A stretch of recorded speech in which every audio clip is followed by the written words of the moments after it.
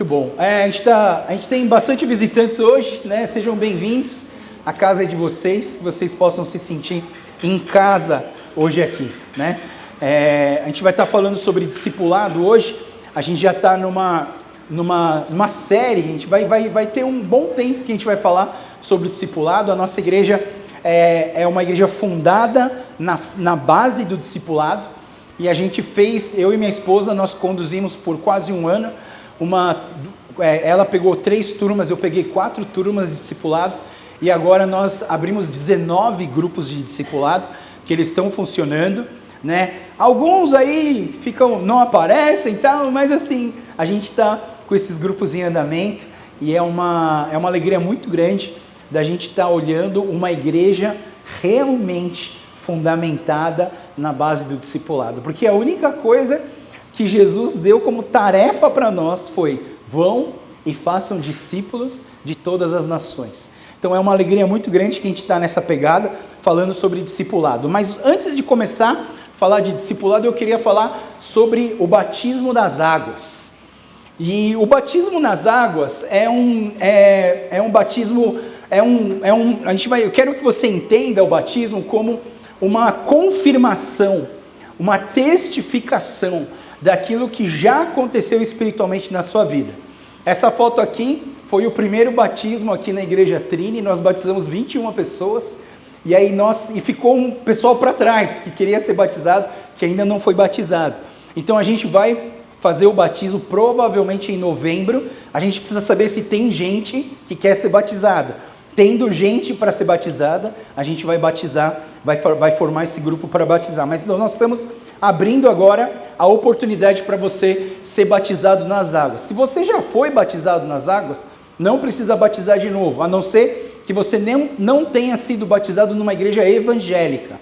Então, se você não foi batizado numa igreja evangélica, você pode batizar aqui com a gente, tá? Então, o que é o batismo nas águas? Na verdade, ele é uma testificação física de uma transformação espiritual, né? Então ninguém se converte no batismo, ou ninguém se converte depois do batismo, né? O ideal seria que você já tivesse tido um encontro com Jesus a ponto de entregar sua vida para Ele, e você ter espiritualmente sido regenerado pelo poder e a graça de Deus. E aí você fala assim: não, eu quero ser batizado para testemunhar, para mostrar publicamente que eu estou andando com Jesus hoje. Então, é uma testificação física de uma transformação espiritual. E o batismo também é uma declaração da sua fé em Jesus. A Bíblia fala que se você declarar o nome de Jesus aqui na terra e não ter vergonha, Deus também vai declarar o teu nome lá no céu, e Ele não vai ter vergonha de você. Mas se você tiver vergonha de mostrar que você declarar a sua fé, Ele vai ter vergonha de você também. Então, assim, o batismo é uma declaração de fé. Nós estamos declarando publicamente que nós temos o Senhor Jesus no nosso coração. Tem algumas pessoas que vêm de uma igreja que na governança dessa igreja eles fazem o pedobatismo, que é o batismo infantil. A criança ainda é um bebê, menos de 1 ano, e ela é batizada, tá? Então, no curso de batismo, eu vou explicar para vocês todas essas questões do batismo, todas as dúvidas que você tiver, você pode trazer na aula de batismo também, que a gente vai tentar solucionar essas questões para você. Mas tem algumas pessoas que vieram de uma igreja que fazia o batismo infantil, mas quer ser batizado nas águas. Você pode ser batizado nas águas, né, aqui, e eu posso explicar na aula sobre essa questão, porque algumas igrejas de linha teológica calvinista, eles batizam as crianças, mas quando é adulto, eles fazem a profissão de fé, que é o quê? Uma declaração de fé da pessoa. Na verdade, e as outras igrejas mais arminianas, elas fazem o quê? Quando nasce a criança, elas fazem a consagração infantil, e aí quando elas crescem, elas fazem o batismo nas águas, que é o quê? Uma declaração de fé. Você percebe que é a mesma coisa? Só que só muda o nome e a forma, mas é a mesma coisa. Então, se você fez o batismo infantil e quiser fazer o batismo nas águas, você pode também. Aí você dá o nome para a Débora que a gente vai conversar com você. Uma outra coisa, não vou falar tudo, mas que é importante, o batismo nas águas ele é um símbolo de compromisso e pertencimento. Quando você declara a sua fé na frente das pessoas, é meio que você falou, agora o pessoal está olhando, você agora você é cristão, você precisa andar nos caminhos do Senhor. Não que a gente vai julgar essa pessoa, mas que a gente vai ajudá-la a caminhar para que ela seja mais parecida com Jesus. E também o batismo tem o símbolo de pertencimento, porque você batiza na igreja que você pertence. Então, se você é de uma outra igreja, e você chega aqui e fala para mim, pastor, eu vou colocar meu nome no batismo, porque eu quero ser batizado por você, porque sua mão é maior, né? Eu quero ser batizado por você, é mais forte, você consegue me carregar se eu começar a afundar. Não, você é batizado na igreja que você pertence. Então, nós não vamos batizar se você for de outra igreja. A gente vai batizar quem decidiu ser dessa igreja. Ou seja, o batismo tem um símbolo de pertencimento.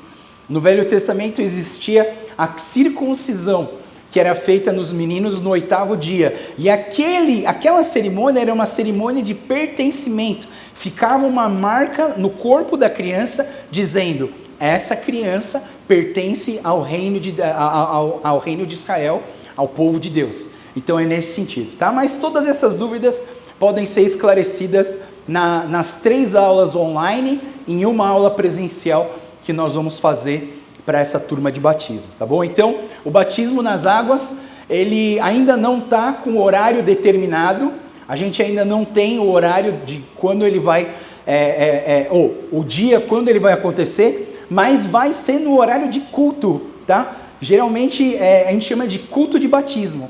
Então vai ser no horário, vai ter louvor no horário, vai ter o cafezinho no horário, vai acabar no horário. Então o batismo ele vai acontecer aqui na frente, né? Então vai ser no horário de culto. A gente só precisa ver se tem pessoas que querem ser batizadas e aí quando que a gente vai dar as aulas para a gente poder marcar a data. Então a gente ainda não marcou a data, a gente precisa saber se vai ter pessoas querendo ser batizadas nas águas.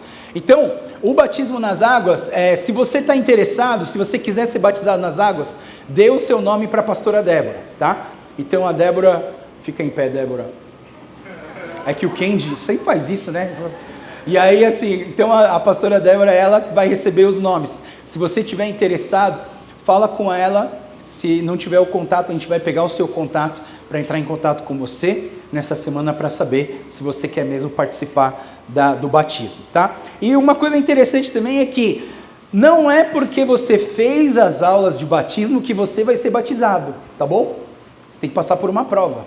É mais difícil que vestibular, né? Brincadeira. Né? Então assim, a gente nessas aulas, a gente vai conversar com vocês, a gente vai ver as suas dúvidas, ver se você está aprendendo o que é batismo e nós, líderes da igreja, nós vamos avaliar se você está apto para ser batizado ou não. Então não é porque você quer, não é porque você fez o curso que você vai ser batizado. Você precisa querer, você precisa fazer o curso e você precisa ser aprovado, tá bom? Então quem for fazer, lembra que você precisa passar por essa aprovação, tá bom? Beleza, pessoal, então vamos voltar aqui no discipulado. Eu estou chamando essa série de discipulado Trinity Lifestyle. Trinity Lifestyle, por quê? Porque lifestyle significa estilo de vida, né? Cada um tem um estilo de vida. Você tem um estilo de vida na sua casa, né? Algumas casas você entra, não pode entrar com sapato. Você já tem que tirar o sapato logo na entrada para entrar na casa. Cada um tem a sua cultura, o seu estilo de vida. Então, dentro dessa igreja, o estilo de vida da igreja Trini vai ser o discipulado. O discipulado vai ser algo tão comum, que você vai olhar e falar assim, quando que é o seu discipulado mesmo? Ah, é de quarta. Ah, como é de quinta? Então, acho que vamos marcar um outro dia. Você entendeu? O discipulado vai se tornar algo tão comum, que todo mundo vai estar em discipulado. Por isso a gente está falando sobre um estilo de vida da igreja Trini. E hoje eu queria falar sobre transformação no discipulado, né? E quando você faz um discipulado, e a gente está começando uma nova fase, né? E eu tô com o meu grupo, tem dois membros do grupo que estão fazendo de novo comigo. Os outros viraram líderes sozinhos e tem 2 que ficaram comigo, né? Eles falam que repetiram de ano, mas não é verdade. Não existe esse negócio de repetir de ano, tá? Mas assim, eles estão comigo e foi muito interessante, porque na nossa primeira reunião, né, que foi num restaurante tailandês, pessoal, vocês têm que ir lá. Vocês têm que ir lá. Rua Tomás de Gonzaga, lá na Liberdade, não perca, vai ser muito bem. A gente foi comer junto e cada um foi falando sobre a sua vida, e um deles começou a falar assim: a minha vida foi transformada no discipulado. Sabe, pessoal, isso é uma das coisas que mais me alegra como pastor de uma igreja. É saber que o que a gente está fazendo está transformando vidas em vidas mais parecidas com Jesus. Para mim, essa é a maior recompensa, né? Eu não falei para o pessoal, mas nesse dia eu não estava muito bem, sabe? Eu estava um pouco desanimado e tal, mas depois que eu ouvi um irmão falando assim para os outros: pessoal, esse discipulado já estou fazendo há um tempo, e esse discipulado transformou a minha vida. Quando ele falou aquilo, eu não queria mostrar, porque a gente era tudo homem, tudo macho, né? Eu não queria chorar, mas sabe quando você dá aquela coçadinha no olho assim? Eu dei aquela coçadinha no olho para ninguém perceber assim, mas eu chorei.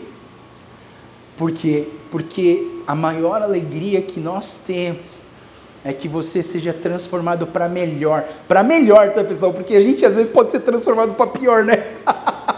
Mas ser transformado para melhor não tem gratidão maior do que entender isso. E quando a gente olha para Jesus, ele começa seu ministério, ele se prepara para começar o seu ministério. Quando ele faz mais ou menos 30 anos, Jesus ele começa seu ministério sendo batizado nas águas, certo? Ele foi batizado no Rio Jordão.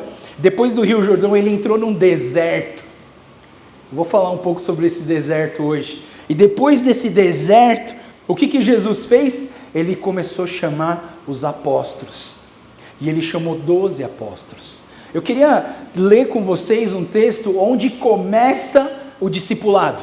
Mateus capítulo 4, 18 a 23, diz assim: enquanto andava à beira do mar da Galileia, Jesus viu 2 irmãos, Simão, também chamado Pedro, e André, jogavam redes ao mar, pois viviam da pesca. Jesus lhes disse: sigam-me e eu farei de vocês pescadores de gente. No mesmo instante, deixaram as suas redes e o seguiram. Pouco adiante, Jesus viu outros 2 irmãos, Tiago e João, consertando as redes num barco com o pai Zebedeu. Jesus os chamou e eles também o seguiram de imediato, deixando para trás o barco e o pai. E uma coisa que me chama a atenção, claro que tem muita coisa para a gente pensar nesse texto, mas uma coisa que me chama a atenção é o início do discipulado. E esses homens eram de um jeito e eles vão se tornar de outro jeito à medida que eles são discipulados, à medida que eles vão sendo discipulados, né? E quando eu penso nessa questão de transformação, vai transformar em quê? E aqui no nosso texto a gente tem, Jesus já está falando sobre uma transformação. Sigam-me e eu farei de vocês pescadores de gente. Então tem uma diferença aqui. Vai haver uma transformação nesses caras. Esses homens eles vão ser transformados de pescadores de peixes para pescadores de gente. Eu gosto muito de falar que a transformação é apenas uma letra. Uma letra. Eles vão ser transformados de pecadores em pescadores. Eles vão ser transformados de pecadores em pescadores. E a gente vê aqui que tem um chamado, e aí eu quero falar um pouquinho sobre essa transformação que acontece no discipulado. Mas a questão é, transformar em quê? E aí eu vou precisar da ajuda de vocês hoje, né? Eu vou pegar alguns elementos e eu vou transformar esses elementos em alguma coisa, eu quero que você me ajude nisso, tá? Se eu pegar um pouquinho de cenoura, 2 ovos, se eu pegar um óleo, mais farinha e fermento, isso vai se transformar num quê? Boa! Yes! Então, o que eu estou falando para vocês é mais ou menos isso. Nós vamos pegar elementos diferentes, e esses elementos juntos, eles vão se transformar em algo muito bom, algo maravilhoso. E uma dica, né? O pastor ama demais bolo de cenoura, demais, né? Tá bom? Então, eu quero falar para vocês essa transformação. Você pega elementos que você não enxerga nada neles, e você, mas não tem nada. Você percebe que Jesus, ele não chamou pessoas capacitadas? Você percebe que Jesus, ele podia ir na faculdade de Harvard e falar assim, me dá os 3 melhores de vocês, beleza? Vai lá na USP, me dá os 3 melhores de vocês. Vai lá em Princeton, me dá os 3 melhores de vocês. Em Oxford, me dá os 3 melhores de vocês. Junta esses 2 e fala assim, vocês vão ser meus discípulos. Você percebe? Jesus pegou quem? Jesus pegou o pescador lá de Cananéia, mano. Aquele cara não sabe nem ler e escrever direito. Não sabe nem ler o nome da linha de pesca que ele usa. Uma vez eu fui pescar e o cara falou o nome da linha, eu falei, não conheço essa linha. Aí depois, essa linha, tá bom. Você percebe que Jesus, ele não escolheu os capacitados. Jesus capacitou os escolhidos. E eu acho que é isso que Deus quer fazer em nós e no discipulado. A gente não precisa escolher quem são os melhores e pegar os melhores para fazer, eu vou discipular só os melhores, só aquele que eu acho que vai dar certo. Quem é você para saber se vai dar certo? Não. O que nós precisamos fazer é obedecer ao Senhor, porque a transformação vem dele. Então, quando eu falo vai transformar em quê? Eu vou dizer para vocês, a transformação que nós estamos pensando no discipulado é pessoas que entregaram as suas vidas para Jesus. Elas vão se tornar pessoas mais parecidas com Jesus a cada dia. Essa é a transformação. E aí eu vou dizer para você que algumas transformações, algumas mudanças não são visíveis externamente. Você vai concordar comigo. Quem fez discipulado comigo há 1 ano, por exemplo, 2 anos, fisicamente mudou o quê? Não mudou quase nada. Agora, as pessoas que acompanharam o passado e veem hoje no presente, essas pessoas conseguem ver mudanças, certo? Pessoal, hoje eu tenho o privilégio de ter aqui na nossa igreja o meu professor de escola dominical de quando eu tinha 15 anos. Ele está aqui, né? Veio visitar a gente, né? E ele está aqui hoje com a gente. Eu acho que ele é o único que consegue, entender uma mudança do que aconteceu do Joel quando ele tinha 15 anos e o Joel agora que tem 51 anos, é só trocado de lugar, né? 15 e 51. Mas você vê, ele sabe falar para você quem era o Joel antes e quem é o Joel hoje. Ele sabe que eu era um dos caras mais quietos da igreja.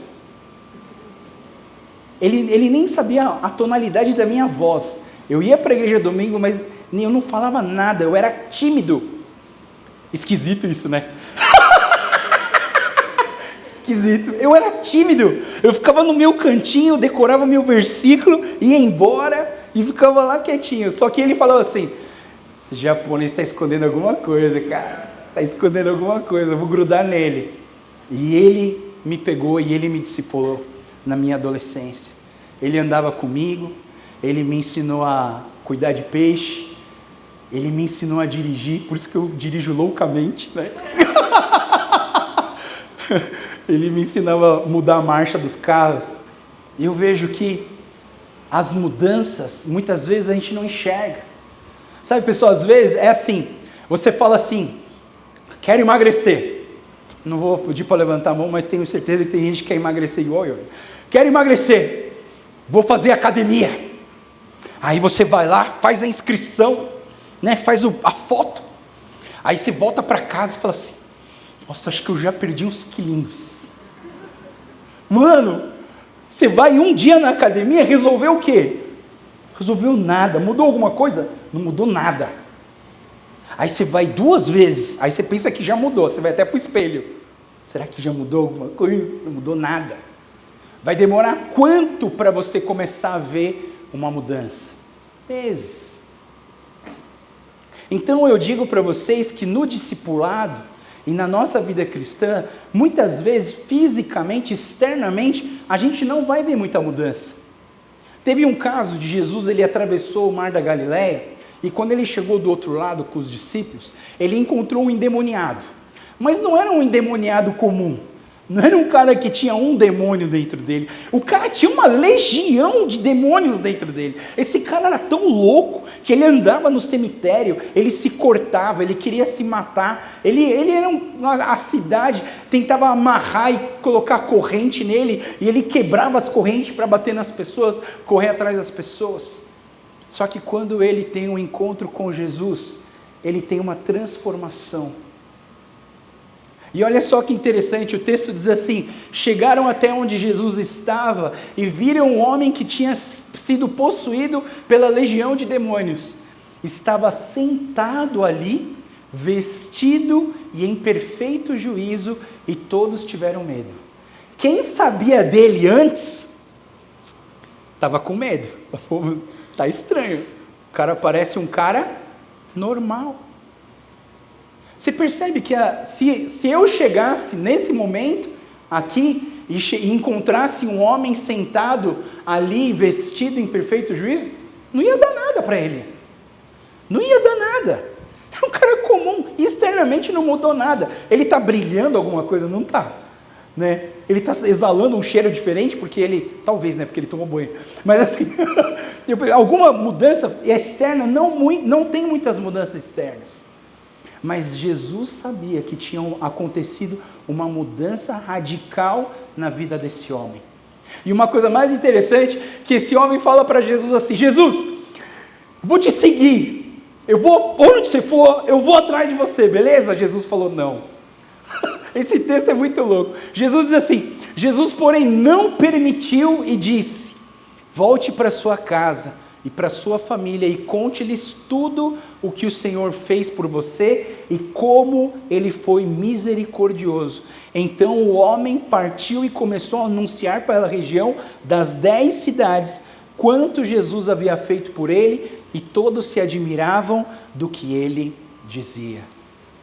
Jesus, ele pegou esse homem que foi transformado e ele falou assim, vai para a tua casa e começa a falar para as pessoas o seu testemunho. Fala para as pessoas como foi a sua experiência com Deus. E o que é o discipulado, a não ser chegar num grupo de pessoas e compartilhar a sua experiência com Deus. E a sua experiência com Deus vai transformar a vida das pessoas que estão ouvindo. Isso é discipulado. Então, o discipulado, o que a gente busca no discipulado? A gente busca que as nossas atitudes e pensamentos e motivações sejam mais parecidas com as atitudes de Jesus. A gente nunca vai ser Jesus. A gente nunca vai ser igual a Jesus. Porque não dá para ser igual a Jesus. Por quê? Porque Jesus não tinha pecado e ele não pedia perdão, mas nós pecamos e todo dia nós precisamos pedir perdão, certo? Então a gente não vai ser igual, a gente vai ser parecido com Jesus. Quando Deus criou a humanidade, Deus não criou a humanidade para ser Deus. Deus criou a humanidade para ser a imagem e semelhança de Deus. Então a nossa função no discipulado é chegar ao ponto de nos tornar cópias de Jesus. Nos tornar cópias de Jesus. E é isso que nós buscamos dentro do discipulado. Por isso que o discipulado não é um estudo bíblico. O discipulado não é só uma transferência de informação. O discipulado também não é só um momento de comunhão. Não é um momento de comunhão. O objetivo principal do discipulado não é comunhão também. Então, qual é o objetivo principal do discipulado? Transferência de valores. Nós queremos transferir valores. Aquilo que eu consigo viver, as características, o caráter de Jesus em mim, precisa ser passado para os meus outros irmãos que estão andando comigo. Então o discipulado, ele transforma algumas coisas, e eu quero falar 3 coisas sobre discipulado e eu acabo. Primeira coisa, o discipulado transforma a nossa maturidade. O discipulado transforma a nossa maturidade. Então, o que é a maturidade? Você era criança, você virou um adolescente, você virou um jovem, você virou um adulto, você virou um clássico. Né? Aqui na nossa igreja a gente não fala idoso nem velho, a gente fala clássico, né? Porque o clássico nunca perde, nunca sai da moda, né? É sempre bonito e cada vez mais caro, né? Por isso que ele é um clássico, né? Então, pra gente, quando a gente olha aqui os clássicos, a gente valoriza muito a vida deles. Inclusive, a gente tem bastante clássicos na nossa igreja, é uma alegria muito grande para nós. Mas o que é a maturidade? A maturidade não é só a idade, você percebe? Eu conheço gente mais velha que eu, que é mais imatura do que eu. Pode ser um jovem de 15 anos, pode ser mais maduro que um cara de 50 anos. A maturidade espiritual, principalmente, não é também só o conhecimento bíblico, mas é as experiências e a vida que ele teve com Jesus. E qual é a profundidade da intimidade dele com Jesus vai trazer maturidade. Então Paulo, ele diz lá em Coríntios 13, ele diz assim: quando eu era criança, eu falava, pensava e raciocinava como criança, mas quando me tornei homem, deixei para trás as coisas de criança. Agora vemos de modo imperfeito como um reflexo no espelho, mas então veremos tudo face a face. Tudo que sei agora é parcial e incompleto, mas conhecerei tudo plenamente, assim como Deus já me conhece plenamente. Então a maturidade significa essas fases de amadurecimento na nossa vida cristã. Antes eu pensava como uma criança, e aqui a gente não está falando assim, a gente olha para esse texto e fala assim, não seja uma criança. Mas só que tem um texto que Jesus fala assim, se você não for como uma criança, você não vai entrar no reino dos céus, não é verdade? Eu queria que você olhasse essa palavra criança aqui e transcrevesse ela para criancice. Criancice. Sabe o que é criancice? Criancice é o que acontecia no Natal lá na minha casa. A gente ia com a minha família, a gente ia com meus pais, né, no Natal, e a minha filhinha pequenininha, vinha uma tia e dava um presente para ela. Ela abria e falava assim, nossa, que legal, melhor presente da minha vida. Aí vinha outra tia que trazia uma caixa maior. Aí ela deixava isso aqui de lado, pegava a maior, nossa, aí ela abria, nossa, esse aqui é o melhor presente da minha vida, é com esse que eu quero. E aquele outro? Já ficou para trás. Aí vem a master, a vovó. A vovó sempre traz o melhor. Aí a vovó aparece. Quando a vovó aparece assim, ó, o negócio até brilha assim. A vovó está chegando. Aí a vovó vem com uma caixa desse tamanho. Aí ela pega e fala assim, esse é o melhor. Você percebe, pessoal? Maturidade é quando você olhar para Deus e falar, isso que eu quero. Eu não vou ficar buscando mais outros deuses. Eu não vou mais ficar buscando outras coisas. Porque eu já decidi o que eu quero na minha vida. Isso não é criancice. Isso é quando você amadurece e fala assim, eu vou levar essa vida cristã a sério. Não vou brincar de ser crente. Não vou brincar de ser cristão. Eu quero ser um cristão de verdade. E aí é o desenvolvimento do amadurecimento. E Paulo, ele fala que hoje a gente não conhece tudo, mas à medida que a gente vai andando com Deus, a gente vai conhecendo cada vez mais. Para isso precisa de profundidade. Então eu entendo que o discipulado amadurece a nossa fé cristã. E eu vou abrir um texto aqui, pessoal. Eu acho que a gente devia pegar esse texto na Bíblia e falar assim, isso é discipulado. Isso é discipulado. E eu quero ler esse texto sobre o discipulado com vocês. Está em Colossenses capítulo 2, versículos 6 a 9. Vocês que são líderes de discipulado, por favor, anotem esses versículos, porque vocês vão usar. O que é o discipulado? Olha só o que Paulo está falando para os cristãos da região de Colosso. E agora, assim como aceitaram Cristo Jesus como Senhor, continuem a segui-lo. Aprofundem nele as suas raízes e sobre ele edifiquem a sua vida. Presta atenção. Quando no versículo 6 ele fala, e agora, assim como aceitaram Jesus Cristo como Senhor, continuem a segui-lo. O que é o discipulado? O discipulado é o continuem a segui-lo. Então ninguém começa o discipulado não crente. Ninguém começa o discipulado sem ter reconhecido o Senhor Jesus como Senhor e Salvador da sua vida. Você precisa primeiro ter reconhecido o Senhor Jesus como Senhor da sua vida. E aí você entra no discipulado, porque assim como vocês já aceitaram a Cristo, agora continuem a segui-lo. Então o discipulado é esse, continuem a segui-lo. E aí ele fala, continuem a segui-lo e aprofundem nele as suas raízes e sobre ele edifiquem a sua vida. Olha só, isso é discipulado, vamos continuar. Então a sua fé se fortalecerá. Olha, mais uma característica do discipulado. A sua fé se fortalecerá na verdade que lhes foi ensinada. E vocês, mais uma, transbordarão de gratidão.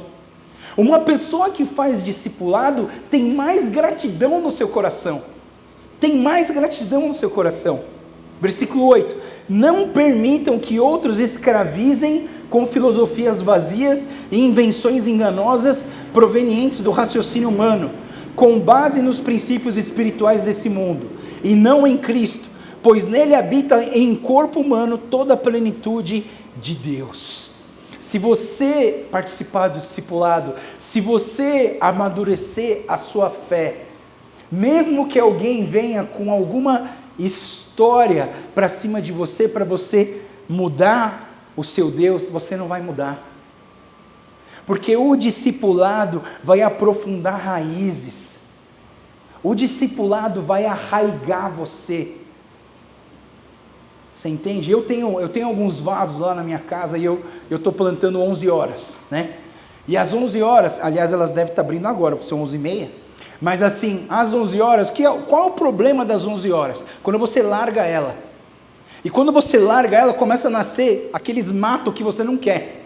E se você deixar os matos que você não quer, às 11 horas também não quer. Aí se você deixar, o que vai acontecer? Aquele mato vai sugar os nutrientes da terra e a sua 11 horas vai fazer o que? Ela vai morrer. E aí, então, todos os dias não, uma vez por semana talvez, eu tenho uma cadeira que eu sento na frente do meu vaso e eu começo a tirar aquelas plantinhas. É fácil tirar mato. Porque a raiz dela não é funda, certo? É fácil tirar mato. Tenta arrancar uma árvore do chão. Alguém já teve a tentativa de tentar arrancar uma árvore do chão? Eu lembro quando eu treinava judô, o sensei falava para eu pegar uma câmera de bicicleta, colocar numa árvore e tentar arrancá-la do chão, fazendo exercício assim. E eu ficava fazendo assim, nunca consegui arrancar uma árvore do chão. E nunca vou conseguir. Porque a árvore está o quê? Arraigada. Se a sua fé estiver arraigada em Cristo Jesus, nada vai te abalar. É por isso que lá no Salmo 1, a palavra de Deus fala assim, como árvore plantada junto às águas, que as suas folhas estão sempre verdes, que dão fruto no tempo certo, e pode vir vento, pode vir tempestade, e aquela árvore não se abalará. Por quê? Porque ela está arraigada, porque ela está irrigada, porque ela está sendo cuidada pela natureza. Nossa natureza é o discipulado. O discipulado vai alimentar você, o discipulado vai arraigar você, o discipulado vai te deixar mais firme no Senhor Jesus, e você vai edificar algo com fundamento firme para não cair. Mas deixa eu dizer uma coisa para você. E se sua raiz não estiver boa? E aí eu li um texto que eu fiquei muito impactado essa semana, né? E eu fiquei pensando, será que gente que tem raiz ruim vai conseguir dar fruto?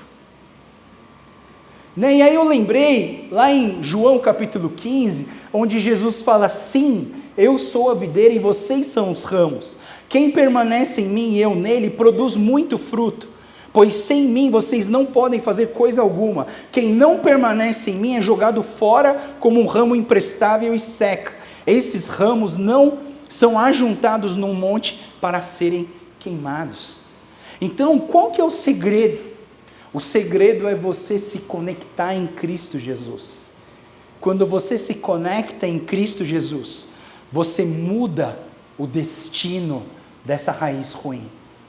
Mesmo que você tenha vindo de uma casa ruim, de uma família disfuncional, mesmo que você tenha vindo de uma família que ninguém era cristão, eles eram de outras religiões, mas você está conhecendo Jesus agora.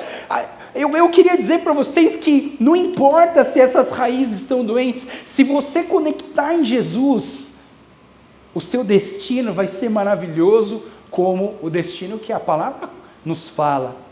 E eu li essa frase, eu queria deixar essa frase para vocês. A sua origem não determina o seu destino. A sua origem não determina o seu destino. O que determina o seu destino é a sua decisão hoje. E o seu caminhar com irmãos mais maduros que vão te ajudar a forjar, a aprofundar raízes, a fundamentar, a alicerçar em Cristo Jesus e na sua palavra. E aí você vai ser uma árvore frondosa e você não vai ter chance dessa árvore cair. Segunda coisa que eu quero falar para vocês é que o discipulado, ele transforma cordeiro em leão. A palavra de Deus sempre faz essa comparação de que Jesus era o cordeiro que foi morto, mas também ele é o leão que hoje reina. Né? Quando João Batista ia batizar Jesus, olha só que interessante, o texto fala assim, no dia seguinte João viu Jesus caminhando em sua direção e disse, vejam, é o Cordeiro de Deus que tira o pecado do mundo. Jesus, ele era o cordeiro, mas ele também era o leão.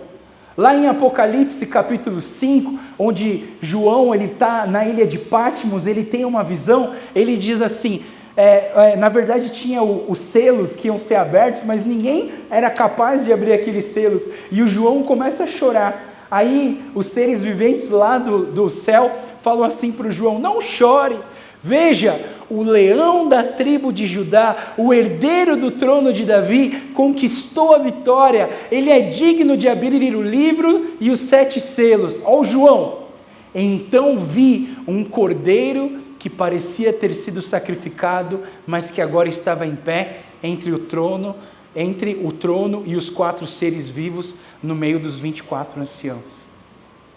Jesus, ele é o cordeiro, mas ele também é o leão. O cordeiro que foi morto é o leão que hoje vive. O cordeiro que foi morto é o leão que hoje vive. Existe não foi uma transformação em Jesus, mas foram fases de Jesus. E aí quando você olha o cordeiro e o leão, na verdade você precisa olhar para você mesmo, porque você vive Jesus na sua vida. E quando você pensa no cordeiro, a gente entende que o cordeiro foi o sacrifício da salvação.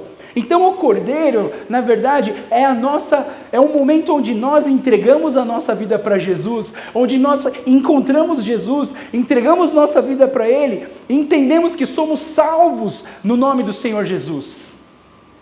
Mas Jesus também é reconhecido como leão, e quando nós olhamos para nós entendemos que o leão é força, é coragem, é ousadia. E é isso que Deus vai transformar no nosso discipulado. Dentro do nosso discipulado, nós vamos passar pela fase do cordeiro, onde a gente precisa aprender um monte de coisa, né? A gente precisa até aprender a ler a Bíblia, tem gente que não sabe ler a Bíblia. A gente precisa aprender a ler a Bíblia, aprender a interpretar a Bíblia, mas também você precisa de se tornar uma pessoa forte, de se tornar uma pessoa corajosa, de se tornar uma pessoa ousada. Ousada para quê? Para proclamar o Evangelho, para falar de Jesus para outras pessoas. Então o discipulado, ele transforma cordeiro em leão. E última coisa que eu quero falar sobre discipulado para vocês, é que o discipulado é tempo de deserto. Lembra que eu falei para vocês? Olha só a vida de Jesus. Jesus, ele se preparou 30 anos, e aí quando ele foi começar o ministério da vida dele, primeiro ele foi batizado nas águas. E depois que ele foi batizado nas águas, o Espírito Santo levou ele para onde? Para o deserto. E eu vou dizer para vocês, pessoal, discipulado não é fácil. Eu já vou dizendo para vocês, eu quero ser sincero, fazer discipulado não é fácil. Não é fácil. É que, às vezes, a coisa ruim começa a se tornar prazerosa. É que nem academia. Você não gosta de academia. Ninguém gosta de academia. Mas depois que você começa a fazer, você começa a sentir prazer em começar a puxar e você quer aumentar o peso. E começar a ter prazer. Sabe? Eu fico pensando nos caras que faz crossfit, né? Crossfiteiro é a coisa mais louca do mundo. Os caras sofrem, os caras chegam no final do tempo dele de exercício, ele se joga no chão assim, tem gente que até vomita de tanta força que ele fez. E sabe o que ele faz depois de sofrer tudo isso? Ele fala assim: vou voltar amanhã. Né? Claro que tem esse negócio de endorfina, de ocitocina que são liberados no nosso corpo, mas eu quero dizer para você que o tempo de discipulado é um tempo de deserto, é um tempo difícil, não é fácil reunir toda semana, não é fácil, né? Quantas vezes eu falava assim: ai Deus, não estou com vontade. Quantas vezes você vai falar assim: ai, não estou com vontade de entrar no discipulado. Mas vai, porque é o deserto. E no deserto existe transformação. Olha só, a gente tem várias histórias de pessoas que tiveram que enfrentar o deserto. Depois que Abraão e Agar, eles tiveram Ismael, ela teve que passar por um tempo de deserto. Moisés, no Êxodo, ele teve que atravessar o deserto. Lá no Êxodo do Egito também teve deserto. Jesus, depois do batismo, passou por um deserto. Os desertos fazem parte da Bíblia. Em todo lugar da Bíblia você vai ver gente passando pelo deserto. Eu olho para a mulher hemorrágica, por exemplo. A mulher hemorrágica ficou 12 anos no deserto. O deserto dela era que ela tinha fluxo de sangue e ela sangrou por 12 anos. Deserto. Então o discipulado vai ser um tempo de deserto. Mas no tempo de deserto, o que a gente aprende no deserto? A gente aprende a depender de Deus. No discipulado você vai aprender a depender de Deus. No discipulado você vai aprender a vencer as tentações. No discipulado você vai descobrir o que é essencial. Você percebe que às vezes a gente busca as coisas, mas a gente fica pegando coisa que não é essencial. E a gente às vezes se desgasta com o que não é essencial e a gente desiste até da vida de cristã por coisas que não são essenciais. Mas no discipulado a gente quer ensinar para vocês o essencial. No discipulado também a gente vai aprender a resolver problemas. E o legal de fazer discipulado em grupo, porque eu vejo assim, para mim discipulado era 1 a 1, né? Eu tinha que ser 1 a 1, mas assim, depois que eu via o benefício que tem quando você faz num grupo pequeno, é muito melhor, né? Por quê? Porque quando um fala de um problema, às vezes não é nem o líder que resolve, uma outra pessoa ajuda a resolver dentro desse grupo. E eu tenho meus grupos, são maravilhosos, os caras têm muitos que sabem resolver problema, né? Eu tenho um irmão, né, que tem uma oficina de carro, que o trabalho dele é resolver problema. Todo mundo chega no trabalho dele com um problema, e ele é o cara que fala: beleza, o que aconteceu? Que meu carro não quer pegar? Porque eu queria que meu carro fizesse isso. Aí ele, tá bom, vamos dar uma olhada. Aí os caras vão lá e começam a resolver problema. Discipulado é mais ou menos isso. A gente aprende a resolver problema. E o discipulado também, ele gera em nós uma esperança. Porque quando você tem irmãos que estão caminhando em direção a Cristo, que estão se tornando mais parecidos com Cristo, que estão olhando para a palavra de Deus, nós temos uma esperança no Senhor. Então, discipulado, existe uma transformação no discipulado, e o discipulado transforma a nossa maturidade, o discipulado transforma cordeiro em leão, e o discipulado é tempo de deserto, que nós possamos olhar para tudo isso, olhar para o discipulado, e entender que para nós, discipulado é um estilo de vida, Trinity Lifestyle, nós somos uma igreja do discipulado. Eu quero que as pessoas lá fora perguntem assim, que igreja é essa? Meu sonho, tá? Alguém fala assim, é aquela igreja que todo mundo faz discipulado. Cara, esse é meu sonho, sabe? Porque Jesus não me mandou fazer equipe de louvor, Jesus não me mandou fazer ministério infantil, Jesus não me mandou fazer ministério de senhoras, Jesus não me mandou fazer café da manhã. O que Jesus me ensinou a fazer, me mandou fazer? Discipulado. Mas a gente faz todas essas coisas para ajudar as pessoas a se conectar no discipulado. Que Deus abençoe a sua vida e que você tome uma atitude na sua vida. Vai para o discipulado, se engaja, mesmo que você não esteja com vontade, sabe? Tem aquele dia que fala, ai meu Deus, acho que eu vou falar estou com cãibra no cabelo, sabe? A gente tem hora que a gente fala assim, não quero entrar, ai meu Deus, nem fiz a lição, ai não vou entrar não. Não, vai, entra porque esse deserto está moldando e capacitando as nossas vidas, amém? Vamos ficar em pé, chamar a equipe de louvor aqui. Quero estar orando pela sua vida, né, orando para que você possa viver Jesus Cristo na sua vida. E se você está passando por um deserto, eu quero orar pela sua vida também. Todos nós temos desertos nas nossas vidas. Às vezes o deserto é uma doença, é uma pessoa doente em casa, é um desânimo que você tem emocional, é um problema financeiro. Mas eu queria orar por vocês. Feche seus olhos, quero orar pela sua vida. Senhor Deus, muito obrigado, Pai, por essa oportunidade que a gente tem de estar junto, de estar caminhando nessa igreja. Eu quero estar orando, Senhor, que o Senhor esteja fortalecendo e guiando os nossos corações, que nós possamos ser uma igreja que vive o discipulado. E eu oro, Deus, por todas as pessoas que já estão engajadas, ou que vão engajar no discipulado, Pai, que nós possamos entender que no discipulado, nós vamos ser transformados, nós vamos ser lapidados, nós vamos ser renovados, e nós vamos nos tornar mais parecidos com o Senhor Jesus. Abençoa, Deus, abençoa cada um de nós nesse lugar, em nome de Jesus, em nome de Jesus. Eu queria, a partir da semana que vem, vai começar uma fase de vestibular, e eu queria saber aqui, quem é vestibulando, levanta a mão. Se você tiver coragem, eu quero pedir para você vir aqui na frente, a gente vai orar por você. Você quer uma oração para você passar no vestibular? Mano, vem, vem cara, vem, e Deus quer abençoar a sua vida. Vem aqui na frente, vem aqui na frente. Vou até pedir para minha esposa tirar uma foto, tá com o celular aí? Tira uma foto, não, vira para cá, não vira para lá não, vira para cá. Olha quantos vestibulantes. Pessoal, a nós da igreja, nós vamos nos comprometer a orar pela vida de vocês. Eu sei que alguns domingos, vocês não vão poder vir, porque vocês vão estar prestando vestibular.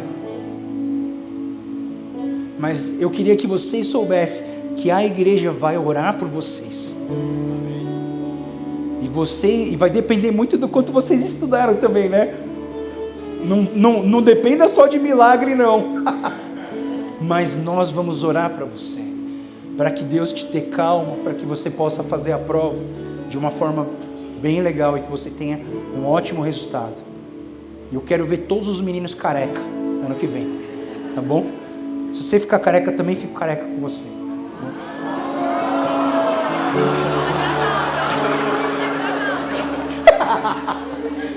Estenda a sua mão para os nossos vestibulantes. Senhor Deus, nós queremos orar pelos jovens vestibulantes, Pai. E nós sabemos aqui no sistema educacional brasileiro, Pai, esse vestibular é tão difícil, é tão estressante, é tão sufocante. Mas Deus, nós queremos colocar a vida dos nossos vestibulandos nas Tuas mãos e pedir, Deus, que o Senhor abençoe a vida deles, que eles possam fazer a prova com tranquilidade, que eles não esqueçam nada em nome de Jesus, que eles possam lembrar de tudo aquilo que eles estudaram e que eles possam ser abençoados por Ti. Toma a vida dos nossos vestibulandos para que eles possam entrar na faculdade, para que eles possam ser capacitados para a vida profissional, que o Senhor derrame graça, proteção e direção sobre a vida deles. Entregamos a vida dos nossos vestibulandos nas Tuas mãos e pedimos que o Senhor abençoe essas provas que vão acontecer até o final do ano e que o Teu Espírito Santo acompanhe e guie a vida de cada um deles no Senhor. Oramos e Te pedimos em nome de Jesus. Amém. Amém. Pessoal, a gente tirou uma foto de vocês e a gente vai colocar na nossa equipe de intercessão para estar orando por vocês até acabar o período do vestibular. A gente vai orar pela vida de vocês, tá bom? Deus abençoe.